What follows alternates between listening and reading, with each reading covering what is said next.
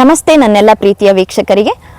ಇವತ್ತು ನಾನು ಬಿಡದಿ ಟೌನ್ಶಿಪ್ ಬಗ್ಗೆ ಏನು ವಾದ ವಿವಾದ ನಡೀತಿದೆ ಅದ್ರ ಬಗ್ಗೆ ಮಾತಾಡೋಣ ಅಂತ ಹೇಳಿ ನನ್ನ ಒಂದು ಜಮೀನಾದಂತಹ ಮಾರ್ಶೆಟ್ಟಳ್ಳಿ ಗ್ರಾಮ, ಈ ಗ್ರಾಮದಲ್ಲಿ ನಿಂತ್ಕೊಂಡು ಮಾತಾಡ್ತಿದ್ದೀನಿ. ಶಿವಮೊಗ್ಗ ಜಿಲ್ಲೆ, ಭದ್ರಾವತಿ ತಾಲೂಕು. ಸೊ ಏನಕ್ಕೆ ಇದನ್ನು ಹೇಳಿದೆ ಅಂತ ಹೇಳಿದರೆ, ಸೊ ನಾನು ಹುಟ್ಟಿ ಬೆಳೆದಿದ್ದು ಸಿಟಿಲಿ. ನಾನು ಹುಟ್ಟಿ ಬೆಳೆದಿದ್ದು ಸಿಟಿಲಿ ಆದರೂ ಕೂಡ ನನಗೆ ಈ ಒಂದು ಜಮೀನ್ ಮೇಲೆ ತುಂಬಾ ಲವ್. ನಾನು ಮುಂಚೆ ಕೂಡ ಏನು ಸಿಟಿಲಿ ಕೆಲಸ ಮಾಡ್ತಾ ಇದ್ದೆ, ಬಟ್ ಅದೆಲ್ಲ ನನಗೆ ತಿಳುವಳಿಕೆ ಬಂದಮೇಲೆ ಇಲ್ಲ ಅಲ್ಲೇನು ಯೂಸ್ ಇಲ್ಲ ಅಂಥೇಳಿ ನಾನು ಡ್ರಾಪ್ ಮಾಡಿ ನನ್ನ ಜಮೀನಲ್ಲಿ ನಾನು ಕೆಲಸ ಮಾಡೋಕ್ಕೆ ಸ್ಟಾರ್ಟ್ ಮಾಡಿದೆ. ಯಾಕಂದರೆ ಪ್ರೈವೇಟ್ ಕಂಪ್ನಿಗಳಲ್ಲಿ ನಿಮಗೆ ಎಷ್ಟು ಸ್ಯಾಲ್ರಿ ಕೊಡ್ತಾರೆ ನಿಮಗೆ ಗೊತ್ತಿದೆ, ಕ್ಯಾಲ್ಕುಲೇಷನ್ ಎಲ್ಲ ನಾನು ಹೇಳೋದು ಬೇಡ, ಅದರಲ್ಲಿ ನಮ್ಮ ಲೈಫ್ ನಡೆಯೋದಿಲ್ಲ. ಹೌದಾ, ಏನು ಜಮೀನಿಲ್ಲ ಏನೂ ಇಲ್ಲ, ಇನ್ನೇನು ಅನಿವಾರ್ಯ ಅನ್ನೋರು ಕೆಲಸ ಮಾಡ್ತಾರೆ, ಅನ್ನ ತಿಂತಾರೆ. ಹೌದು, ಅದನ್ನು ಒಪ್ಕೊತೀನಿ. ಜಮೀನಿದ್ದು ಕೂಡ ನಾವು ಬೇರೆ ಕಡೆ ಕೆಲಸ ಮಾಡೋದು ನಿಜವಾಗ್ಲೂ ಕೂಡ ತಪ್ಪು. ಸೊ ನಾನು ಏನಕ್ಕೆ ಹೇಳ್ತಿದ್ದೀನಿ ಅಂತ ಹೇಳಿದರೆ, ಅವ್ರು ಹೇಗೋ ಬಿಡದಿಯಲ್ಲಿ ಜನರು ಅವರ ಒಂದು ಭೂಮಿಯಲ್ಲಿ ಆರಾಮಾಗೆ ದುಡ್ಕೊಂಡು ತಿಂತಾ ಇದ್ದಾರೆ. ಹೌದಾ, ಸೊ ನೀವು ಇವಾಗ ಅವರಿಗೆ ದುಡ್ಡಿನ ಆಸೆ ತೋರಿಸ್ಬಿಟ್ಟು 1 ಎಕರೆಗೆ 1 ಕೋಟಿ ಬದಲು 2 ಕೋಟಿ ಕೊಡ್ತೀನಿ, ಈ ಥರ ಜಮೀನು ಕೊಡಿ ಅಂತ ಹೇಳಿ ಕೇಳ್ತಿದ್ದೀರಲ್ಲ, ಎಷ್ಟು ತಪ್ಪು ಇದು. ಹೌದಾ, ಸುಮಾರು ವೀಡಿಯೋಸ್ ನೋಡಿದೆ ನಾನು. ಒಬ್ಬೊಬ್ಬರು ತಾಯಿ ಹೇಳ್ತಾ ಇದ್ರು ನನಗೆ, ಆ್ಯಕ್ಚುಲಿ ನನಗೆ ಜಮೀನು ಕೊಡೋಕೆ ಇಷ್ಟ ಇಲ್ಲ, ನನ್ನ ಮಗ ಕೊಡು ಅಂತ ಹಠ ಮಾಡ್ತಿದ್ದಾನೆ. ಇವಾಗ ನನ್ನ ಮಗ ನನಗೆ ಮಾತಾಡಿಸ್ತಾನೆ ಇಲ್ಲ, ನನ್ನ ಫ್ಯಾಮಿಲಿ ಮಧ್ಯೆ ತಂದಿಟ್ಬಿಟ್ರು ಇವ್ರು ಈ ಥರ ಒಂದು ಜಮೀನನ್ನು ಕೇಳಿ ಅಂತ ಹೇಳಿ.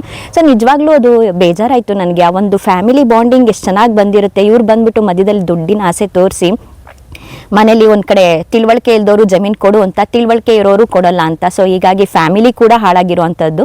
ಇನ್ನೂ ಏನೇನು ಹಾಳಾಗಿದೆಯೋ ಗೊತ್ತಿಲ್ಲ ನಮಗೆ. ಸೊ ನಾನು ನಿಜವಾಗ್ಲೂ ಬೇಜಾರಾಗಿಯೇ ಈ ವಿಡಿಯೋ ಮಾಡ್ತಾ ಇದ್ದೀನಿ.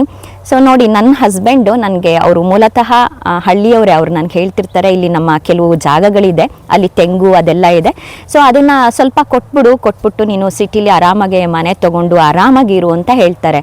ಸೊ ನಾನು ಅವ್ರಿಗೆ ಹೇಳ್ತೀನಿ, ಏನ್ರಿ ಒಂದು ಮನೆ ಆರಾಮಾಗಿ ಬರುತ್ತೆ ನಮಗೆ, ಪುಟ್ಟದ್ದು ತೊಗೊಂಡ್ರು ಮನೆಯೇ, ಸೊ ಈ ಜಮೀನು ಕೊಟ್ಟು ನಾವು ಮನೇನ ಮಾಡೋವಂಥದ್ದು ಬೇಡ ಅಂತ ಹೇಳ್ತೀನಿ.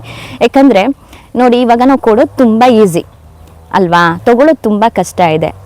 ಅವ್ರ ತಂದೆ ತಾಯಿ ಹಾಗೆ ಅವರು ಕೊಟ್ಟು ಮಾರಿ ಮಾಡಿದರೆ ಅವ್ರ ಮಕ್ಳಿಗೆ ಏನು ಕೊಡ್ತಾಯಿದ್ರು, ಅವ್ರ ಮೊಮ್ಮಕ್ಳಿಗೆ ಏನು ಕೊಡ್ತಾಯಿದ್ರು ಅಲ್ವಾ. ಸೊ ಹಾಗಾಗಿ ನಾವು ಇವತ್ತು ಮಾರಿ ಆರಾಮಾಗಿ ಸಿಟಿಲಿ ಮನೆ ತೊಗೊಬೋದು. ಅದರಿಂದ ಏನು ಯೂಸ್ ನಮಗೆ ಹೇಳಿ, ನಾವು ದುಡ್ದು ತೊಗೊಳ್ಳೋಣ ಅಲ್ವಾ, ಇರೋ ಜಮೀನನ್ನ ಕಳ್ಕೊಳ್ಳೋದು ಬೇಡ. ನಾನು ಸಿಟಿ ಹುಡುಗಿ ಆಗಿದ್ರು ಕೂಡ ನಾನೇನು ಹೇಳ್ತೀನಿ ಅಂತ ಹೇಳಿದ್ರೆ, ನನ್ನ ಹಸ್ಬೆಂಡ್ಗೆ, ನಾವು ದುಡಿಯೋಣ, ನಿಮ್ಮ ಅಪ್ಪ ಅಮ್ಮನಿಗೆ ನಾವು ಏನಾದರೂ ಎಕ್ಸ್ಟ್ರಾ ಮಾಡೋಣ, ನಮ್ಮ ಮಕ್ಕಳಿಗೆ ಮೊಮ್ಮಕ್ಕಳಿಗೆ ಕೊಟ್ಟೋಗೋಣ, ಇರೋದನ್ನ ಬೆಳೆಸೋಣ, ನಿಜವಾಗ್ಲೂ ಕಳ್ಕೊಬೇಡಿ ಅಂತ ಹೇಳ್ತೀನಿ. ನನಗೆ ಆ್ಯಕ್ಚುಲಿ ಇದು ಶಿವಮೊಗ್ಗದಲ್ಲಿ ನೋಡ್ತಿರೋರ್ಗಾದರೆ ಗೊತ್ತಾಗುತ್ತೆ, ನನ್ನ ಲಿವಿಂಗ್ ಬಂದು ಶಿವಮೊಗ್ಗ. ನಾನು ಶಿವಮೊಗ್ಗದಿಂದ ನನಗೆ ಇಲ್ಲಿ 30 ಕಿಲೋಮೀಟರ್ ಆಗುತ್ತೆ, up and down 30 to 60 plus ಓಡಾಟ ಎಲ್ಲ ಸೇರಿ 70 ಆಗುತ್ತೆ, ಮಧ್ಯದಲ್ಲಿ ಓಡಾಟ ಎಲ್ಲ ಸೇರಿ ನನಗೆ ಮನೆಯಿಂದ ತೋಟಕ್ಕೆ ಬರೋಕ್ಕೆ. So 70 kilometre up and down ಮಾಡಿ ನಾನು ಇಲ್ಲಿ ಅಗ್ರಿಕಲ್ಚರನ್ನು ಮಾಡ್ತೀನಿ. ನಾನೇನೋ ಸುಮ್ಮನೆ ವಾಚ್ ಕಟ್ಕೊಂಡಿದ್ದೀನಿ, ಲಿಪ್ಸ್ಟಿಕ್ ಹಾಕ್ಕೊಂಡಿದ್ದೀನಿ ಅಂತಲ್ಲ. ಸೊ ನಾನು ಎಲ್ಲ ಕೆಲಸ ಕೂಡ ಮಾಡ್ತೀನಿ. ಇವಾಗ ಬರಬೇಕಾದ್ರೂ ನಾನು ಆ್ಯಕ್ಚುಲಿ ಕುಡುಗೋಲು ಎಲ್ಲ ಇಟ್ಕೊಂಡೇ ಬಂದಿರೋದು. ಸೊ ಅದನ್ನೆಲ್ಲ ಅಲ್ಲಿ ಇಟ್ಬಿಟ್ಟು ಮಾತಾಡ್ತಾ ಇದ್ದೀನಿ. ಸೊ ವಿಡಿಯೋ ಮಾಡ್ತಿರೋದ್ರಿಂದ ಅಂದರೆ ನಾನು ಕೆಲಸನ ಮಾಡ್ತೀನಿ, ತುಂಬ ಪ್ರೀತಿಯಿಂದ ಮಾಡ್ತೀನಿ. ನಮ್ಮ ಜಮೀನು ಅನ್ನೋ ಪ್ರೀತಿ ನಮಗಿರುತ್ತೆ. ಸೊ ಅಂಥ ಒಂದು ಜಮೀನನ್ನ ನೀವು ಕೇಳ್ತಿರೋದು ಎಷ್ಟು ತಪ್ಪು ಅಲ್ವಾ. ಸೊ ನೋಡಿ, ಕೊರೋನಾ ಟೈಮಲ್ಲಿ ಎಷ್ಟು ಪ್ರಾಬ್ಲಮ್ ಆಗಿತ್ತು ಅಂದರೆ, ಎಕ್ಸಾಂಪಲ್ ನಾನು ಪ್ರೈವೇಟ್ ಸ್ಕೂಲಲ್ಲಿ ಜಾಬ್ ಮಾಡ್ತಾ ಇದ್ದೆ. ಏನೋ ನನಗೆ ಮಾತ್ರ ಜಾಬ್ ಇತ್ತು, ಅಲ್ಲಿ ಬೇರೆಯವ್ರಿಗೆಲ್ಲ ಟೀಚರ್ಸಿಗೆ ಜಾಬ್ ಇರಲಿಲ್ಲ, ಆನ್ಲೈನ್ ಮಾಡ್ಕೊಂಡಿದ್ರು ಅನ್ನಿ ಬಿಡ್ರಿ, ಫುಲ್ ಸ್ಯಾಲ್ರಿ ಏನು ಸಿಕ್ಕಿಲ್ಲ ಅವರಿಗೆ. ಆ ಟೈಮಲ್ಲಿ ಜಮೀನಿದ್ದವರೆಲ್ಲ ತಮ್ಮ ಊರುಗಳಿಗೆ ವಾಪಸ್ ಹೋಗಿ ಆರಾಮಾಗಿ ಅಲ್ಲಿ ಅಂಬ್ಲಿನೋ ಗಂಜಿನೋ ಕುಡ್ಕೊಂಡು ಇದ್ರು. ಹೌದಾ, ನಿಮಗೆಲ್ಲ ಗೊತ್ತೇ ಇದೆ, ಬೆಂಗಳೂರಲ್ಲಿ ಇದ್ದವರೆಲ್ಲ ಎಷ್ಟೋ ಜನ ಕೆಲಸನ ಬಿಟ್ಟು ಬಂದು ಕೊರೋನಾ ಟೈಮಲ್ಲಿ ತಮ್ಮ ಮೂಲ ಊರಲ್ಲಿ ಹಳ್ಳಿಗಳಲ್ಲಿ ಬಂದು ಸೇರಿಕೊಂಡು ಜೀವನ ಮಾಡಿರ್ತಾರೆ. ಹೆಂಗೋ ಒಂದು ನೆಲೆ ಇದೆ. ಹೌದಾ, ಈ ಥರ ಎಲ್ಲ ಪ್ರಾಬ್ಲಮ್ ಆದಾಗ ಸೊ ನೀವು ಇವತ್ತು ದುಡ್ಡಿನ ಆಸೆ ತೋರಿಸ್ಬಿಟ್ಟು ಅವರಿಗೆ 1 ಕೋಟಿಗೆ 2 ಕೋಟಿ ಕೊಡ್ತೀನಿ, ಅಷ್ಟು ಕೊಡಿ ಇಷ್ಟು ಕೊಡಿ ಜಮೀನು ಅಂತಿರಲ್ಲ. ಆ ಚಿಕ್ಕ ಮಕ್ಳು ಹೇಳ್ತಾರೆ, ಇವತ್ತು ಒಂದೊಂದೇ ನೋಟ್ ಕೊಟ್ಟು ಖಾಲಿ ಆದರೆ ನಮಗೆ ಏನೂ ಇರಲ್ಲ, ನಾಳೆ ದುಡ್ಡು ಇರಲ್ಲ. ಹೌದಾ, ನಿಮಗೆ ಗೊತ್ತಿದೆ, ಬ್ಯಾಂಕಲ್ಲಿ ಎಷ್ಟು ಬ್ಯಾಲೆನ್ಸ್ ಇದ್ದರೂ ಕೂಡ ದುಡ್ಡು ಇರೋದಿಲ್ಲ.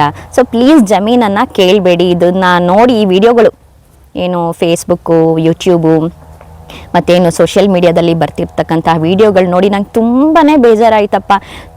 ಎಷ್ಟೊಂದು ಜನ ಬೇಡ್ಕೊತಾ ಇದ್ದಾರೆ, ಪ್ಲೀಸ್ ಕೊಡಲ್ಲ ನಾವು ಅಂತೇಳಿ ಮರನೆಲ್ಲ ದಪ್ಕೊಂಡು ಚಳುವಳಿ ಮಾಡಿರೋ ಅಂಥದ್ದೆಲ್ಲ ಇದೆ. ಪ್ಲೀಸ್ ನಾನು ಈಗ ಹೇಳೋದೇನೆಂದರೆ, ಈ ಟೌನ್ಶಿಪ್ ಮಾಡೋ ಅಂತಹ ಒಂದು ಕಾರ್ಯನ ಇಲ್ಲಿಗೆ ಸ್ಟಾಪ್ ಮಾಡಿ ರೈತರನ್ನ ಅವ್ರ ಪಾಡಿಗೆ ಅವರು ನೆಮ್ಮದಿಯಾಗಿ ಬದುಕಕ್ಕೆ ಬಿಡಿ. ಯಾಕಂದರೆ ಅವರು ಅಲ್ಲಿಗೆ ಸೆಟ್ ಆಗಿಬಿಟ್ಟಿರ್ತಾರೆ, ಅವರಿಗೆ ಅಲ್ಲಿನ ವಾತಾವರಣಕ್ಕೆ ಸೆಟ್ ಆಗಿದ್ದಾರೆ, ಅವರು ಅಲ್ಲಿ ಬದುಕ್ತಾರೆ. ನೀವು ಕರ್ಕೊಂಬಂದು ಅವರಿಗೆ ಸಿಟಿಯಲ್ಲಿ ಬದುಕಿ ಅಂತ ಹೇಳ್ಬಿಟ್ಟು ಹಿಂಸೆ ಮಾಡಬೇಡಿ ಅವ್ರನ್ನ ಅಥವಾ ಇನ್ನೊಂದು ಕಡೆ ಬದುಕಿ ಅಂತ ಹಿಂಸೆ ಮಾಡಬೇಡಿ. ಅವ್ರ ಊರಲ್ಲಿ ಅವರು ನೆಮ್ಮದಿಯಾಗಿ ಬದುಕೋದಕ್ಕೆ ಬಿಡಿ. ಇದು ನಿಜವಾಗ್ಲೂ ನಿಮ್ಗೆ ಒಳ್ಳೇದಾಗಲ್ಲ, ಎಲ್ಲರೂ ಶಾಪ ಕೂಡ ತಟ್ಟುತ್ತೆ. ಸೊ ಈ ಮೂಲಕ ನಾನು ಈ ಒಂದು ಅನಿಸಿಕೆಯನ್ನು ನಿಮಗೆ ತಿಳಿಸಿದ್ದೀನಿ. Thank you friends.